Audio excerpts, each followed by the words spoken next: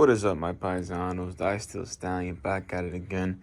And today we're gonna go over and show you the clean air mod for my 2013 CBR600RR. This is perfect for guys who are looking to stunt. And yeah, let's just jump right into it. Alright guys, once you remove the gas tank fairing off of the top, as you see here, what I've done is I just took a ratchet strap. You can pick one up at fucking Depot or whatever.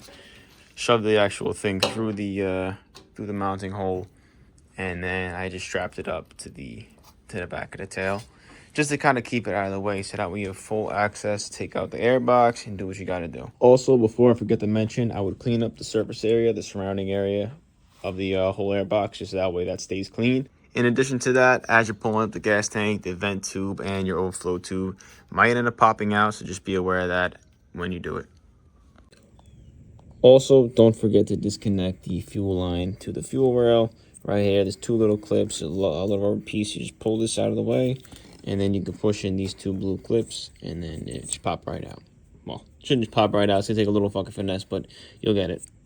After we got this guy removed, we're going to start to work on getting the rest of this whole entire piece out. There's a couple of screws, one right there, one back here. So there should be, what, you got 1, 2, 3, got like 6 screws in here total.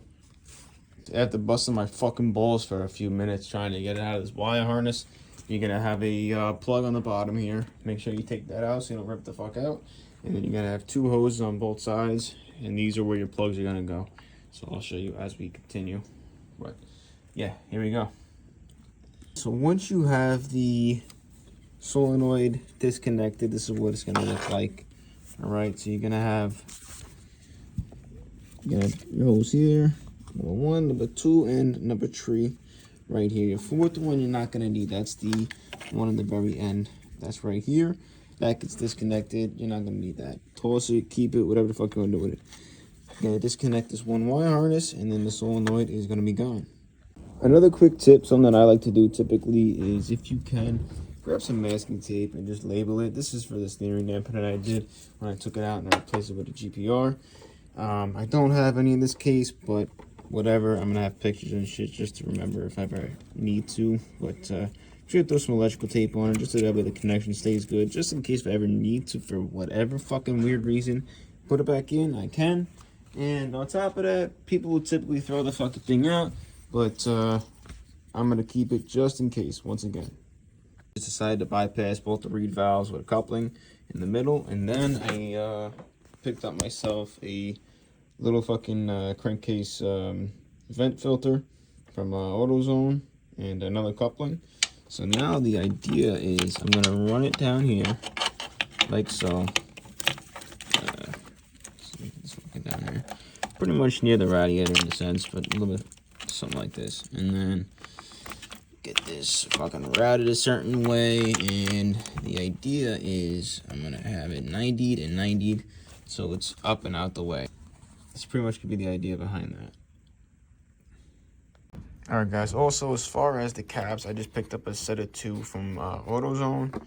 Just regular 2 5/8 rubber caps, which are gonna go on the bottom of the airbox right here. So here's the finished product. Like I mentioned, I just put a coupling in between both the reed valves, and now that's not going to be in the way for the airbox. I'm not going to have any issue there. And then I just used a 90 here. Well, I mean, the hose as a 90 itself that I already had.